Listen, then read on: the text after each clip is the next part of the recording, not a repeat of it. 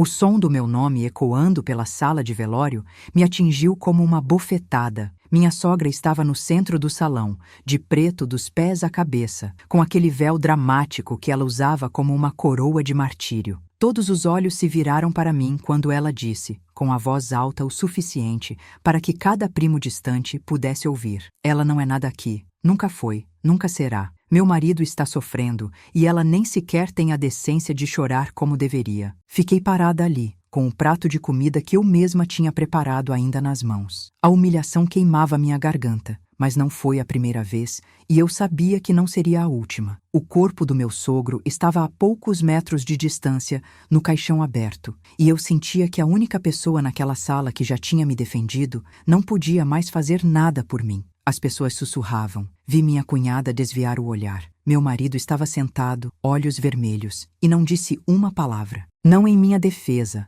não em protesto. Apenas deixou o silêncio pesar entre nós, como sempre fez. Caminhei até o caixão com passos que não tremeram. Coloquei minha mão sobre a mão fria do meu sogro e sussurrei baixinho: "Obrigada por tudo." Então, com um movimento discreto que ninguém notou, deslizei um pequeno objeto para dentro do bolso interno do terno dele. Era uma foto antiga, desbotada nas bordas, que ele tinha me dado há 2 anos em segredo. Na época, eu não entendi por que aquela foto era importante. Agora, olhando para seu rosto em paz, eu finalmente compreendia. Voltei para meu lugar ao lado do meu marido. Ele pegou minha mão, um gesto tarde demais que não aquecia mais nada. Eu apenas olhei para frente, para o caixão, para o homem que tinha sido mais pai para mim do que sogro, e esperei. As horas arrastaram. Pessoas entravam e saíam deixando flores, murmurando condolências que soavam vazias. Minha sogra continuava seu espetáculo de viúva devastada, aceitando abraços, secando lágrimas que eu nunca tinha certeza se eram reais. Ela me lançava olhares venenosos sempre que alguém ousava me cumprimentar. Quando o salão começou a esvaziar para o jantar, eu disse que precisava de um momento sozinha. Meu marido assentiu distraidamente, já absorvido em uma conversa com seu irmão sobre heranças e testamentos. Caminhei de volta até o caixão, os saltos fazendo eco no chão de mármore frio. Foi quando vi. O bolso do terno estava ligeiramente aberto, não da forma como eu tinha deixado. Alguém tinha mexido ali. Meu coração acelerou e, por um instante, pensei que tinha sido descoberta, mas então percebi algo brilhando entre o tecido. Não era a foto que eu tinha colocado, era outra coisa. Com mãos trêmulas, verifiquei se estava sozinha antes de puxar o objeto. Era um pequeno envelope, amarelado pelo tempo, com meu nome escrito na caligrafia trêmula que eu reconhecia como sendo do meu sogro. Dentro havia uma carta e uma chave. Minha querida Nora. As primeiras palavras diziam: "Se você está lendo isso, então significa que tive coragem de deixar no lugar certo antes que fosse tarde demais." Li a carta ali mesmo, ao lado do caixão, com lágrimas que finalmente caíam. Não de tristeza apenas, mas de algo que eu não conseguia nomear ainda. As palavras na carta revelavam coisas que eu sempre suspeitei, mas nunca pude provar. Ele sabia. Meu sogro sempre soube como sua esposa me tratava. Ele tinha guardado provas, anotações, até gravações de áudio de momentos em que ela me humilhava quando pensava que ninguém estava ouvindo. Mas havia mais. A chave era de um cofre em sua antiga casa, aquela que minha sogra tinha insistido em vender assim que ele ficou doente. Ele escreveu que lá dentro havia documentos importantes, documentos que mostravam a verdade sobre muitas coisas, e uma carta de próprio punho explicando por que ele estava deixando uma parte significativa de sua herança para mim. Para você, que cuidou de mim quando eu mais precisei. Para você, que meu filho não soube valorizar. Para você, que merece recomeçar, ele tinha escrito: "Use isso para ser livre. Perdoe minha covardia de não ter feito mais enquanto estava vivo." Fechei a carta com mãos que não tremiam mais. Algo mudou dentro de mim naquele momento. Não foi raiva, não foi tristeza, foi clareza cristalina, cortante como vidro. Guardei o envelope na bolsa, alisando o terno do meu sogro uma última vez. "Obrigada", sussurrei novamente, desta vez por me dar armas para uma guerra que eu não escolhi travar. Quando voltei ao salão principal, minha sogra estava contando histórias sobre como ela tinha sido a esposa perfeita, como tinha sacrificado tudo por aquele homem. As pessoas ouviam com respeito, concordavam com a cabeça, lançavam olhares de simpatia. Eu me sentei quieta, observando. Pela primeira vez em anos, eu não me sentia pequena. Eu me sentia como alguém segurando cartas que o outro jogador não sabia que existiam. Mas antes de continuar, quero fazer uma invitação muito especial. Inscreva-se no canal e deixe seu like. Isso me ajuda a ver que você me apoia e gosta das minhas histórias. E comente aqui embaixo de qual cidade você está nos assistindo. Agora vamos continuar. O resto da noite passou em névoa. Jantamos, as pessoas falaram, minha sogra continuou seu espetáculo, mas eu estava em outro lugar mentalmente, planejando cada movimento seguinte. A chave queimava dentro da minha bolsa como uma promessa. Meu marido me perguntou se eu estava bem no caminho de volta para casa. Estava cansado,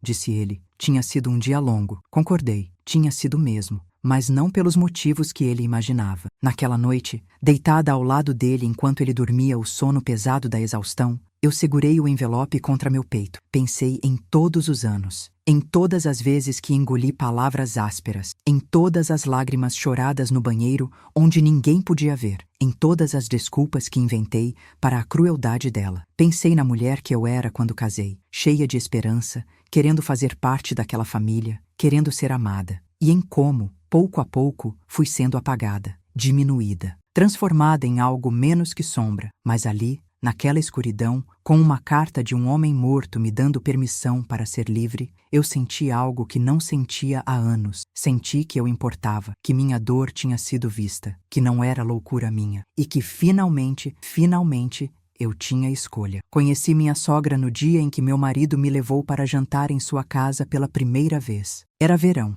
Lembro do calor grudento e do vestido novo que eu tinha comprado especialmente para a ocasião. Queria causar boa impressão. Queria que ela me amasse como eu já amava seu filho. Ela abriu a porta com um sorriso que não chegou aos olhos. Olhou-me de cima a baixo, demorando-se nas minhas roupas, no meu cabelo, nos meus sapatos. Que interessante, ela disse, seu tom fazendo a palavra soar como insulto. Não era o que eu esperava. Meu marido riu nervosamente, como se ela tivesse feito uma piada. Entrei naquela casa sentindo o primeiro frio na espinha, o primeiro aviso que eu ignorei. O jantar foi uma série de comentários envenenados disfarçados de preocupação. Ela perguntou sobre minha família com aquele tom que deixava claro que já tinha decidido que não eram bons o suficiente. Perguntou sobre meu trabalho de forma que soava como se estivesse questionando minha competência. Quando elogiei a comida, ela disse, é o mínimo que uma mulher deveria saber fazer, olhando para mim como se eu provavelmente não soubesse. Meu sogro estava ali naquela noite também. Ele era quieto, um homem de poucas palavras, mas olhos gentis. Quando ela fez uma piada sobre eu ter mãos pequenas demais para trabalho de verdade, eu vi algo passar pelo rosto dele. Desconforto, talvez até vergonha. Mas ele não disse nada. Nenhum dos dois homens naquela mesa disse. Saímos de lá e eu estava tremendo. Meu marido me beijou no carro e disse, ela só precisa de tempo para te conhecer. Minha mãe é assim com todo mundo no começo. Acreditei nele porque queria acreditar, porque estava apaixonada e porque achava que o amor superava tudo. Os meses seguintes foram uma dança cuidadosa de tentar agradar uma mulher que não queria ser agradada. Eu levava presentes que ela criticava, cozinhava pratos que ela comparava com os dela, dizendo que os meus não chegavam nem perto. Oferecia ajuda que ela recusava com um sorriso gelado. Casamos em uma cerimônia pequena, mais pequena do que eu sonhara, porque ela insistiu que qualquer coisa maior seria vulgar. Ela usou branco ao casamento, disse que era a tradição da família dela, ignorando completamente minha desconforto. Nas fotos, ela está sempre entre mim e meu marido, como se nem naquele dia ela pudesse suportar nos ver juntos. Mas meu sogro, ele foi diferente. No dia do casamento, ele me puxou de lado por um momento. Me deu um envelope com dinheiro que disse ser só meu. Para emergências, ele explicou. Para quando você precisar. E então acrescentou, baixinho, cuidado com ela. Ela não sabe amar sem controlar. Eu devia ter ouvido aquele aviso. Devia ter entendido que ele estava me dizendo algo profundo. Mas eu estava cega com felicidade nova, com a ilusão de que tudo ficaria bem. Os anos passaram em uma espiral descendente. Mudamos para uma casa que ela escolheu porque era perto demais da dela. Ela aparecia sem avisar, reorganizava minha cozinha, criticava minha decoração. Tinha a chave da nossa casa e entrava quando queria. Meu marido dizia que ela só queria ajudar. Dizia que eu estava sendo sensível demais. Dizia para eu ter paciência porque ela era a mãe dele. As humilhações vieram em ondas, pequenas no início. Um comentário aqui, um olhar ali. Depois ficaram maiores. mais ousada. Ela me comparava com a ex-namorada de meu marido em reuniões de família. Dizia que eu tinha sortido em casar com o filho dela, porque ninguém mais me quereria. Ria quando eu cometia erros, mas não era riso de diversão, era riso de triunfo. Em festas de família, ela me apresentava como: "Esta é a esposa do meu filho", com um tom que tornava óbvio que ela não me considerava digna desse título. Ela falava sobre netos futuros olhando para mim como se duvidasse da minha capacidade de dar isso a ela. Quando finalmente engravidei e perdi o bebê no primeiro trimestre, ela disse na minha cara: "Talvez seja melhor assim. Você provavelmente não estava pronta mesmo." Meu marido estava ali quando ela disse isso. Ele ficou pálido. Pareceu prestes a dizer algo, mas então sua mãe começou a chorar, dizendo que estava devastada com a notícia também, e de repente eu era aquela que precisava consolá-la. Enquanto eu ainda sangrava, enquanto meu corpo ainda doía, lá estava eu dizendo que estava tudo bem, que entendíamos que ela também estava sofrendo. Foi meu sogro quem apareceu na minha porta 3 dias depois. Trouxe flores, não as caras e exuberantes que sua esposa gostava, mas margaridas simples que ele disse ter pego do jardim. Sentamos em silêncio no meu quintal. Ele não tentou minimizar minha dor, apenas disse: "Sinto muito, você merecia melhor." Não apenas sobre o bebê, sobre tudo. Eu chorei então. Chorei como não tinha conseguido chorar desde que aconteceu. E ele ficou ali, este homem gentil que nunca tinha tido coragem de enfrentar sua própria esposa, mas que ao menos tinha decência de reconhecer minha humanidade. Depois daquele dia, algo mudou entre nós. Ele começou a me chamar para café quando ela não estava por perto. Me contava histórias sobre sua juventude, sobre seus próprios sonhos abandonados. Me mostrava fotos antigas de quando ele era um homem diferente, antes de décadas de críticas e controle o transformarem em alguém que aceitava paz através de silêncio. Foi durante um desses cafés que ele me deu aquela primeira foto. Era dele e da minha sogra, jovens, no dia do casamento deles. Mas não era a foto oficial. Era uma tirada antes, quando ele ainda não tinha colocado o terno completamente. Na foto, ela estava gritando com ele por algo, e o fotógrafo tinha capturado aquele momento por acidente. "Guarde isso", meu sogro disse. "Algum dia pode ser importante você lembrar que ela sempre foi assim, que não é você, nunca foi você." Guardei a foto, sem entender completamente, mas guardei. Os anos continuaram sua marcha cruel. Minha sogra ficava mais ousada nas humilhações. Em um jantar de família, ela serviu comida para todos menos para mim, dizendo que eu precisava perder peso de qualquer forma. Quando reclamei baixinho com meu marido, ele disse que ela estava brincando e que eu precisava aprender a ter senso de humor. Ela comprou roupas para meu marido e as deixava na nossa casa com bilhetes dizendo: "Para que você não precise depender do gosto duvidoso dela." Ela fez comentários sobre nossa vida íntima em público, insinuando que eu não era boa o suficiente para manter meu marido satisfeito. Ela espalhou rumores na família sobre mim ser interesseira, mesmo tendo meu próprio trabalho e nunca tendo pedido 1 centavo. E durante tudo isso, meu marido escolhia o caminho da menor resistência. Ele não queria conflito, não queria escolher. Então, não escolhia nada, o que significava que escolhia sempre ela. Eu fui encolhendo. A mulher que entrou naquela família cheia de luz foi sendo apagada pouco a pouco. Parei de defender-me porque não havia sentido. Parei de esperar apoio porque ele nunca vinha. Aceitei meu papel como a nora inadequada, a esposa que não era boa o suficiente, a mulher que existia apenas para ser comparada e encontrada em falta. Quando meu sogro ficou doente, fui eu quem cuidou dele. Não ela, que dizia que não suportava ver o marido daquele jeito. Não meu marido, que estava ocupado demais com trabalho. Eu, a nora que não era nada, que não importava, que não tinha valor. Mas eu fui, todos os dias. Limpei, alimentei, li para ele, segurei sua mão quando a dor ficava insuportável. Ele me agradecia com olhos cheios de lágrimas. Me pedia desculpas por coisas que não eram culpa dele. E em seus últimos dias lúcidos, ele me fez prometer uma coisa. "Não deixe ela destruir você completamente", ele disse. "Prometa que vai encontrar um jeito de ser livre." Prometi, mesmo sem saber como cumpriria. Foi durante uma daquelas longas tardes de cuidado que ele me contou sobre o cofre. Havia documentos lá, ele disse, coisas que eu precisaria ver algum dia. Ele tentou me explicar, mas a morfina o deixava confuso.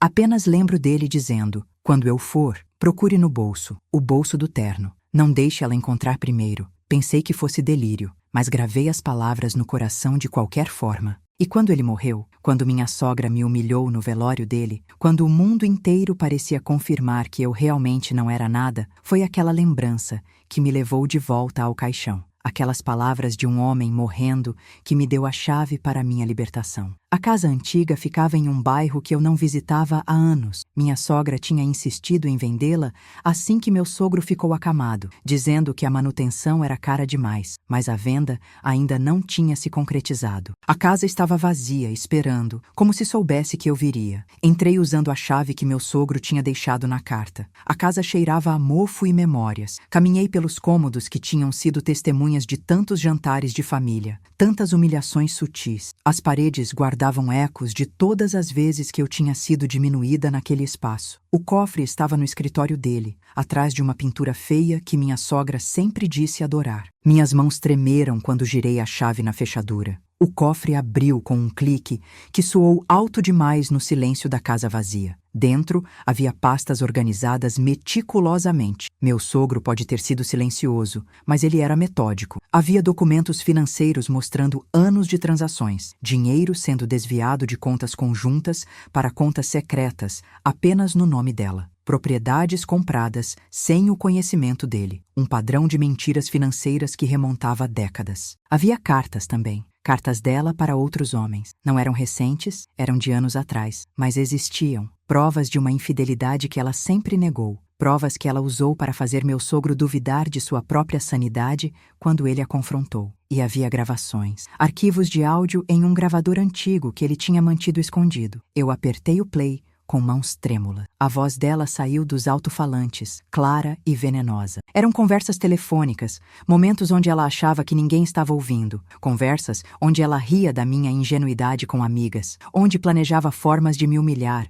onde dizia explicitamente que queria que eu deixasse seu filho para ela poder encontrar alguém melhor para ele. Havia uma gravação particularmente dolorosa de um dia após meu aborto. Ela estava ao telefone com alguém dizendo: "Foi uma bênção. Aquela menina não deveria ser mãe de qualquer forma. Espero que isso faça meu filho acordar e ver que casou com a pessoa errada." As lágrimas corriam pelo meu rosto enquanto eu ouvia. Não eram lágrimas de surpresa, eram lágrimas de validação. Tudo o que eu tinha sentido, tudo o que eu tinha suspeitado, estava ali, documentado em papel e áudio. Eu não era louca. Eu não era sensível demais. Eu era uma mulher sendo sistematicamente destruída por outra mulher. E finalmente eu tinha prova. A última coisa no cofre era outra carta. Esta era mais longa, mais detalhada. Meu sogro explicava tudo. Como ele tinha descoberto as mentiras financeiras por acidente. Como tinha começado a documentar por medo de que ela o internasse ou o declarasse incapaz. Como tinha visto a forma que ela me tratava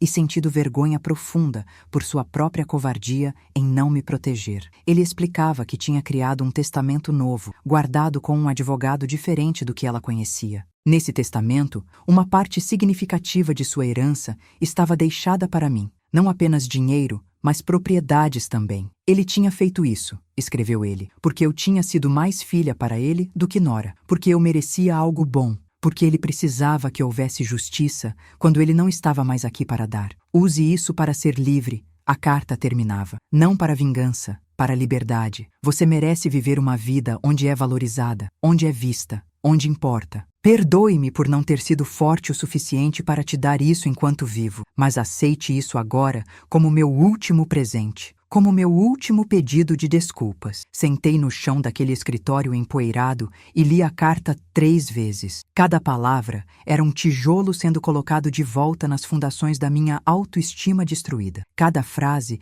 era permissão para acreditar na minha própria realidade novamente. Copiei todos os documentos, fotografei cada página. Salvei todos os áudios em múltiplos lugares. Fui meticulosa, fui cuidadosa, fui pela primeira vez em anos, estratégica. Voltei para casa antes que meu marido percebesse minha ausência. Ele estava no sofá, assistindo televisão, exatamente onde eu tinha deixado ele. Nem notou que eu tinha saído por 3 horas. Guardei as cópias em lugares diferentes. Uma com minha melhor amiga. Uma em um cofre de banco que abri só para isso. Uma em nuvem com senha que só eu sabia. Se algo acontecesse comigo, se ela tentasse me silenciar de alguma forma, a verdade ainda sairia. Nos dias seguintes, continuei minha rotina normal. Acordava, trabalhava, cozinhava, limpava, sorria quando necessário, aceitava as ligações dela sem reclamar. Fui ao almoço de família do domingo como sempre fui, Mas algo tinha mudado dentro de mim. Eu não era mais a mulher quebrada que aceitava tudo. Eu era alguém esperando, observando, planejando. Ela não percebeu no início. Por que perceberia? Eu tinha sido previsível por tanto tempo. A nora silenciosa, a nora obediente, a nora que engolia insultos com um sorriso forçado. Mas lentamente,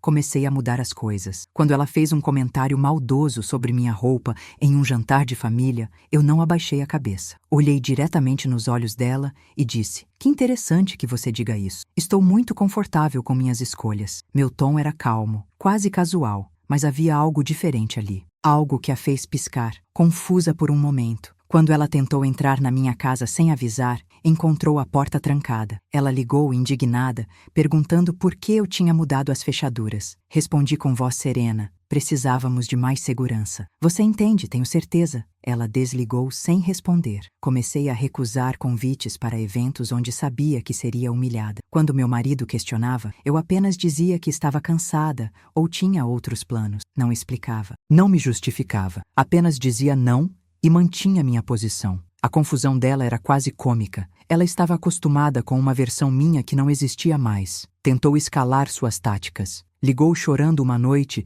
dizendo que eu estava sendo cruel com ela, que ela só queria o melhor para a família. Ouvi tudo em silêncio e então disse: "Tenho certeza de que você acredita nisso. Boa noite." E desliguei. Meu marido ficou no meio, como sempre, mas agora eu não esperava mais que ele escolhesse. Eu já tinha escolhido. Escolhido a mim mesma, finalmente. Foi minha cunhada quem percebeu primeiro. Ela me puxou de lado em uma reunião de família e disse: "Você está diferente, mais forte." "O que aconteceu?" Sorri. "Apenas cansei de ser pequena", respondi. Ela assentiu lentamente. "Bem na hora", ela disse. "Bem na hora." A tensão crescia. Minha sogra podia sentir o controle escorregando. Ela tentou reassertar sua autoridade de todas as formas. Fez cenas dramáticas. Ameaçou cortar o filho do testamento. Espalhou rumores sobre mim ter um caso. Nada disso me moveu. Eu tinha algo que ela não sabia. Eu tinha a verdade. E eu tinha paciência. O advogado do testamento me ligou uma semana após o funeral. A leitura do testamento seria em 2 dias. Minha presença era requisitada. Não contei para ninguém sobre a ligação.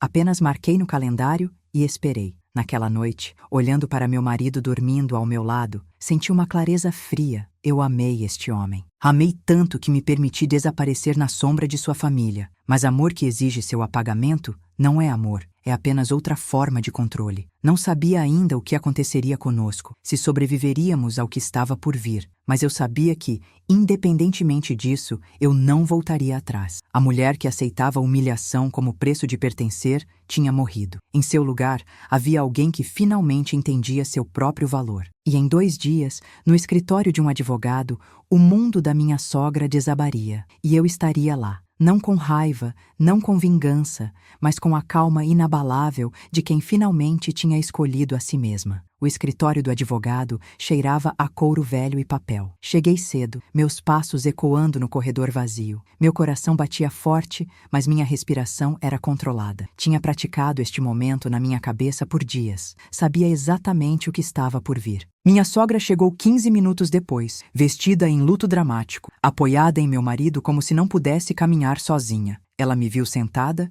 e franziu o sobrancelho. "O que você está fazendo aqui?" ela disse. Não fez pergunta. Foi acusação. Fui convidada. Respondi simplesmente. O advogado me pediu para estar presente. Ela pareceu confusa por um momento, mas então seu filho mais velho chegou com a esposa, e ela voltou sua atenção para o espetáculo de viúva sofredora. Eu apenas sentei e esperei, paciente, calma, como o oceano antes da tempestade. O advogado era um homem idoso com olhos gentis. Ele cumprimentou a todos e abriu a pasta com documentos. Começou com as formalidades, a linguagem legal que ninguém realmente escutava. Minha sogra estava impaciente, tamborilando os dedos no braço da cadeira. Então, ele começou a ler as disposições. A casa principal ficava para ela, como esperado. Algumas contas também. Mas quando ele chegou às propriedades, sua voz ficou mais firme. "O apartamento no centro da cidade fica para minha nora." Ele leu, especificando meu nome completo, como reconhecimento por seu cuidado devotado durante minha doença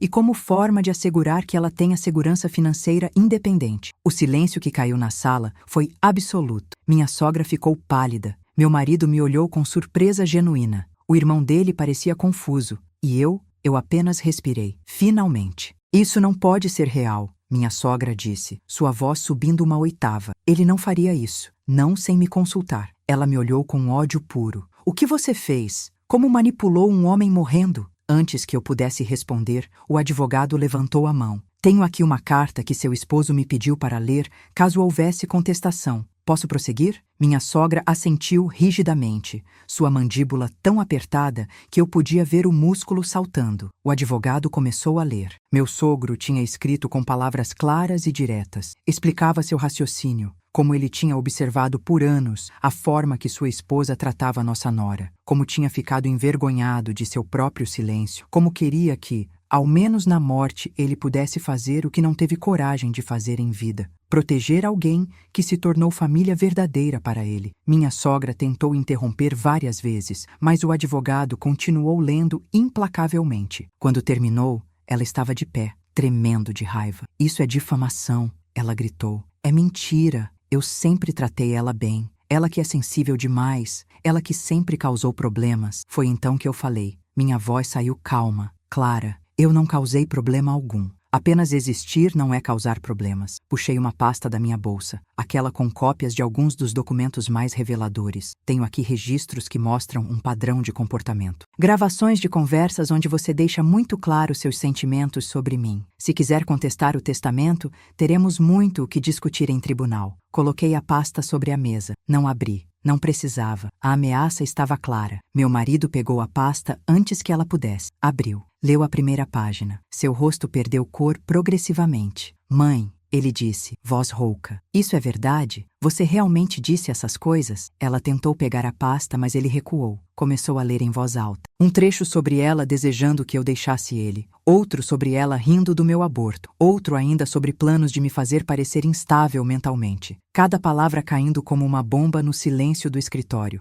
Seu irmão olhava horrorizado. A cunhada tinha lágrimas nos olhos. E minha sogra, ela estava desmoronando diante de todos nós. Não é assim, ela tentou. Vocês não entendem. Ela me olhou e pela primeira vez eu vi algo além de arrogância nos olhos dela. Medo. Você não pode fazer isso comigo. Não depois de tudo. Depois de tudo que... Perguntei suavemente. Depois de anos de humilhação? Depois de me dizer que eu não era nada? Depois de tentar destruir cada pedaço da minha autoestima? Balancei a cabeça. Eu não estou fazendo nada para você. Estou apenas parando de permitir que você faça coisas para mim. Meu marido ainda segurava a pasta, lendo página após página. Vi o momento em que algo quebrou nele, o momento em que ele finalmente entendeu. Ele olhou para a mãe dele e então para mim. Eu não sabia, ele disse. Sua voz era pequena, perdida. Eu realmente não via. Eu sei, respondi. E essa é a tragédia de tudo isso. Mas agora você vê. A questão é, o que você vai fazer com essa visão? Minha sogra tentou uma última cartada. Começou a chorar. Lágrimas dramáticas que eu tinha visto tantas vezes antes. Ela caiu na cadeira,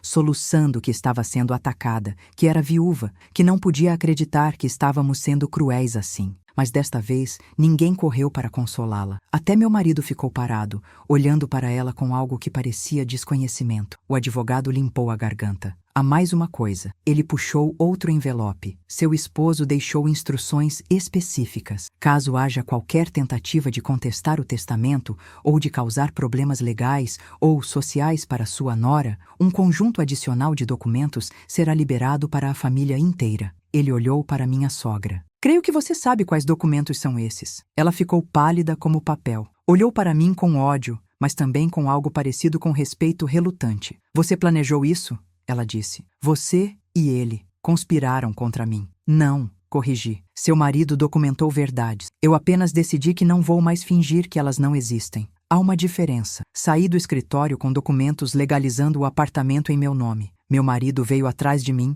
chamando meu nome. Parei no corredor. Ele olhou para mim como se estivesse me vendo pela primeira vez. Eu sinto muito, ele disse. Por tudo. Por não ver. Por não proteger você. Por escolher paz sobre justiça. Eu sei que sente, respondi. Mas sentir não muda o que foi feito. Não apaga os anos. Ele assentiu, lágrimas nos olhos. O que acontece agora? Conosco? Olhei para este homem que eu amei tanto. Este homem que não foi forte o suficiente quando eu precisei. E senti algo estranho. Não era raiva. Não era amor, tampou. Era algo entre os dois, algo como aceitação triste. Agora eu disse, você decide quem quer ser. o filho que ela criou para ser cúmplice ou o homem que você poderia ter sido. Mas sua escolha não vai mais determinar minha vida. Essa parte acabou. Caminhei para fora do prédio. O sol estava brilhante demais, o ar fresco demais. Senti como se estivesse respirando profundamente pela primeira vez em anos. Meu telefone tocou. Era minha sogra. Deixei ir para a caixa postal. Tocou de novo. E de novo. Bloqueei o número. Nos dias seguintes, o drama se desenrolou como eu esperava. Ela tentou reunir a família contra mim, mas a pasta com evidências já tinha circulado. Meu cunhado me ligou para se desculpar por não ter visto. Minha cunhada me mandou flores. Até primos distantes começaram a compartilhar suas próprias histórias de humilhações nas mãos dela. O que eu tinha achado que era só minha guerra, descobri, era apenas um capítulo em um livro muito mais longo. Ela tinha feito isso com outras pessoas, mas eu era a primeira a documentar, a primeira a não mais aceitar. Meu marido me procurou uma semana depois. Ele tinha se mudado para um apartamento temporário. Não queria mais morar com a mãe dele e nossa casa parecia envenenada demais. Nos encontramos em um café neutro. Ele parecia ter envelhecido anos em dias. Estou indo fazer terapia, ele disse. Entendi algumas coisas, sobre como fui criado, sobre padrões que aprendi, sobre minha covardia. Ele olhou para mim com olhos honestos. Sei que é tarde demais. Sei que quebrei algo entre nós que não pode ser consertado. Mas quero que saiba que vejo agora. Realmente vejo. Obrigada por isso, respondi. E era sincera. Não estava sendo sarcástica. Era realmente grata que ele finalmente acordasse, mesmo que tarde demais para nós. Você vai ser mais feliz, disse a ele, quando aprender a escolher autenticidade sobre aprovação. Ele perguntou se havia chance para nós. Olhei para ele por um longo momento. O homem que eu tinha amado ainda estava ali em algum lugar, enterrado sob anos de condicionamento. Mas eu não era mais a mulher que o amou. Essa mulher tinha sido apagada, substituída por alguém mais forte, mas também mais cautelosa. Alguém que entendia que amor sozinho não é suficiente quando falta respeito. Não sei, respondi honestamente. Talvez, mas primeiro eu preciso descobrir quem sou quando não estou lutando para sobreviver. Quando não estou me fazendo menor para caber. Ele assentiu. Entendo. E vou estar aqui. Se você decidir que vale a pena tentar. A verdade é que eu não sabia. Não sabia se perdoaria completamente. Não sabia se conseguiríamos reconstruir sobre os escombros. Mas pela primeira vez, não estava apressada para decidir. Não estava desesperada para resolver. Estava confortável em não saber. Minha sogra fez uma última tentativa. Apareceu na minha porta, desta vez sem dramaticidade. Apenas uma mulher mais velha parecendo cansada. Posso entrar? Ela perguntou. Fiquei na porta, bloqueando a entrada. O que você quer? Ela pareceu surpresa com meu tom. Quero conversar, explicar. Quero que você entenda. Eu entendo, interrompi. Entendo perfeitamente. Você é alguém que controla através de medo e humilhação. Alguém que não sabe amar sem possuir. Alguém que vê bondade como fraqueza e silêncio como consentimento. Ela piscou. Não é assim. Eu só... Tentou encontrar palavras. Só queria proteger meu filho. Ele é tudo para mim. E eu tinha medo que você o levasse embora. Olhei para ela e vi, talvez pela primeira vez, não um monstro, mas uma mulher profundamente ferida, perpetuando seu próprio trauma. Mas compreensão não é desculpa. Compaixão não é permissão para abuso. Sua ferida não te dava direito de me ferir, disse suavemente, mas firmemente. E eu não vou mais ser seu alvo. Fechei a porta. Não batida. Apenas fechei. Firme. Final. 6 meses depois, estou morando no apartamento que meu sogro me deixou. É pequeno, mas é meu. Cada canto tem algo que escolhi. Cada objeto conta uma história que eu quero contar. Não há fotos de família nas paredes. Ainda não. Talvez algum dia. Acordo quando quero. Preparo o café do jeito que gosto. Trabalho sem interrupções. É uma vida quieta, mas é paz genuína. O tipo de paz que eu não sabia que existia. A paz de não estar em alerta constante, de não pesar cada palavra antes de falar, de não me fazer pequena para acomodar a fragilidade de outra pessoa. Meu marido e eu estamos fazendo terapia de casal. Não sei para onde vai. Alguns dias sinto que há chance. Outros dias sei que só estou indo porque não quero me arrepender de não ter tentado. Mas não estou dependente do resultado. Minha felicidade não está mais amarrada à dele. E isso, ironicamente, torna mais possível que consigamos. Minha sogra me vê em reuniões de família inevitáveis. Ela não fala comigo. Eu não inicio conversa. Coexistimos no mesmo espaço com educação gelada. E está bom assim. Não preciso de amizade dela. Não preciso de aprovação. Só preciso que ela me deixe em paz. E agora, finalmente, ela sabe que não tem escolha. A família mudou também. Outros parentes começaram a estabelecer limites com ela. Minha cunhada, inspirada talvez por minha postura, parou de aceitar críticas sobre sua escolha de trabalhar fora. O filho mais novo, que sempre foi o preferido, começou a questionar a dinâmica também. Ondas se espalhando de uma pedra jogada na água. Aprendi coisas sobre mim mesma nesses meses. Aprendi que posso ser forte sem ser cruel, que posso perdoar sem esquecer, que posso ter compaixão por alguém e ainda manter distância. Aprendi que amor próprio não é egoísmo, é a fundação de tudo o mais. Aprendi que a voz dentro de mim, aquela que eu silenciava por anos, tinha razão o tempo todo, que minha percepção era válida, que não era sensibilidade excessiva sentir dor quando era humilhada. Aprendi a confiar em mim mesma novamente, e isso, mais que qualquer herança ou vingança, é o verdadeiro presente que meu sogro me deu. Tem dias difíceis, dias onde a solidão pesa, dias onde me pergunto se valeu a pena perturbar a falsa paz, mas então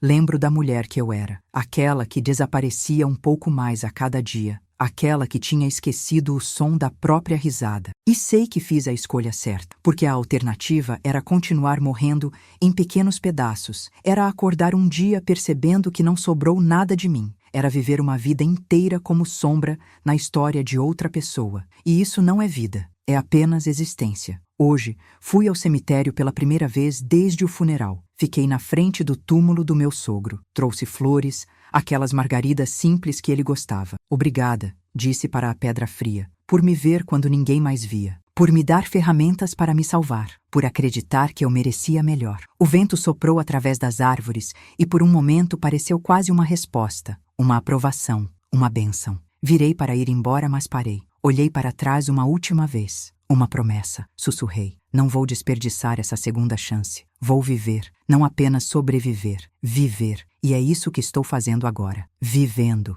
Alguns dias isso significa rir até meu estômago doer com amigos que realmente me conhecem. Outros dias significa chorar porque ainda dói. Muitos dias significa simplesmente acordar e escolher a mim mesma de novo, e de novo, e de novo. Se você está lendo isso, se esta história tocou algo em você, preciso que saiba algumas coisas. Primeiro, se você está em uma situação onde é constantemente humilhada, onde sua realidade é questionada, onde você se sente pequena demais, invisível demais, inadequada demais, ouça, não é você, nunca foi você. Algumas pessoas usam humilhação como ferramenta de controle. Elas atacam sua autoestima para mantê-la dependente de aprovação delas. Fazem você questionar sua própria percepção para que você nunca confie em seus instintos. E fazem tudo isso enquanto afirmam que é pelo seu próprio bem, que é amor, que é preocupação. Mas amor não diminui. Amor não envergonha. Amor não exige que você desapareça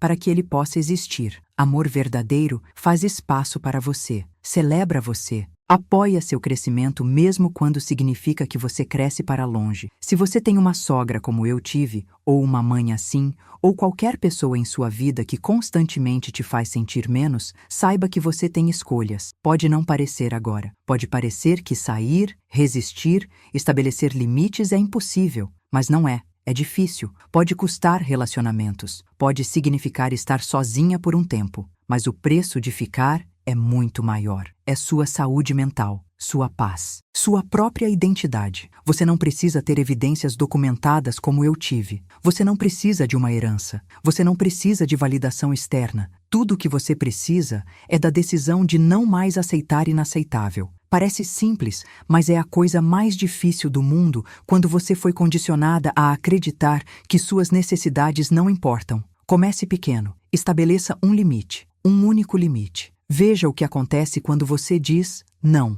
quando você não se justifica excessivamente, quando você simplesmente afirma sua escolha e mantém sua posição. Vai ser desconfortável. A outra pessoa vai escalar, vai fazer você se sentir culpada, vai virar vítima. Mas segure firme, porque do outro lado desse desconforto está a liberdade. E se as pessoas ao seu redor não te apoiam? Se escolhem o agressor sobre você? Então, você descobre algo doloroso, mas essencial. Elas nunca eram realmente suas pessoas. Família verdadeira não exige que você sangre para provar lealdade. Família verdadeira não fica em silêncio enquanto você é destruída. Talvez você esteja lendo isso e pensando que é tarde demais, que você já perdeu muito tempo, que deveria ter agido antes. Pare com esse pensamento agora. Não é tarde demais. Eu tinha mais de 30 anos quando finalmente encontrei coragem. Conheço mulheres que fizeram isso aos 50, aos 60. Não existe prazo de validade para recuperar sua dignidade. Sua história não precisa ser idêntica à minha. Sua vitória não precisa vir de herança ou revelações dramáticas. Sua vitória pode ser simplesmente acordar um dia e decidir que você importa, que suas necessidades são válidas, que seu tempo, sua energia, sua paz mental valem proteção. E para aquelas que têm parceiros que não veem, que minimizam, que pedem paciência, ouçam com atenção. Você não pode mudar quem não quer ver. Você pode apresentar evidências, pode explicar seus sentimentos, pode implorar por apoio. Mas no final, cada pessoa escolhe o que vê. E se seu parceiro consistentemente escolhe a cegueira, então você precisa escolher você mesma. Isso não torna você egoísta, não torna você má pessoa. Não significa que você não ama o suficiente. Significa que você finalmente entendeu que não pode amar alguém às custas de si mesma. Que amor que exige seu desaparecimento não é amor sustentável. Perdão pode vir, pode, mas não precisa ser apressado. Não precisa ser para agradar outros. E definitivamente não precisa significar reconciliação. Você pode perdoar alguém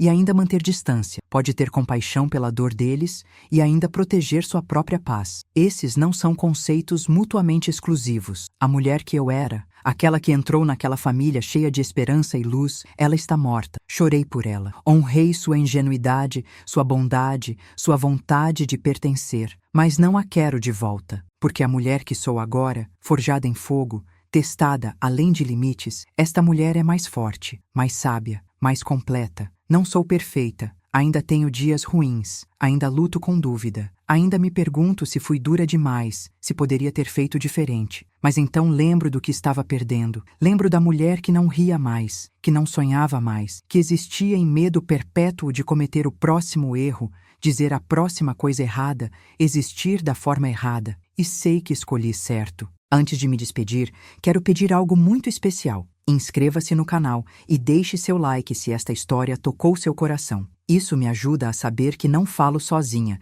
e que estas histórias chegam a quem precisa delas. Conte nos comentários de qual cidade você está assistindo este vídeo. Diga o que achou desta história e o que você teria feito no meu lugar. Adoro ler cada comentário. Cada história compartilhada aqui nos lembra que não estamos sós, que nossas vivências importam e que sempre há uma forma de recomeçar. Se minha história ajudou você de alguma forma, se fez você sentir menos sozinha em sua própria luta, então valeu cada palavra. Lembre-se, você é suficiente. Você sempre foi suficiente. A pessoa que faz você duvidar disso é a que está errada. Não você. Sua voz merece ser ouvida. Sua dor merece ser reconhecida. Sua vida merece ser vivida em termos seus, não moldada por expectativas impossíveis de outras pessoas. Seja forte, seja gentil consigo mesma. E lembre-se que recomeçar não é falhar. É coragem em sua forma mais pura. É escolher luz, mesmo depois de tanto tempo na escuridão.